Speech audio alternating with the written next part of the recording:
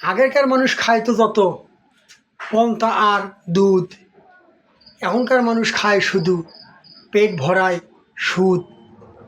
পেট ভরে সুদ খেয়ে করে টাকা ইনকাম, মানুষের মাঝে স্লোগান দিয়ে বলে এটাই তার ব্যবধান। নিত্যিতায় চৈত্র যেন পাল্টে বানায় কোনো দিনই শেষ। এই কারণে সমাজের বুকে লাঞ্ছিত হয়েছে, সুদের টাকা বেড়ে দিনতে চলেছে, সমাজের মাঝে অশান্তি হয়েছে সকলের বেশ। গরিব দুঃখী কিষেন খিরে খাওয়া মানুষের মাঝে অনেক কিছু আছে আশায়, সুদের টাকা নেওয়ার চিন্তাধারা আছে শুধু সুদের উদয় দেওয়ায়।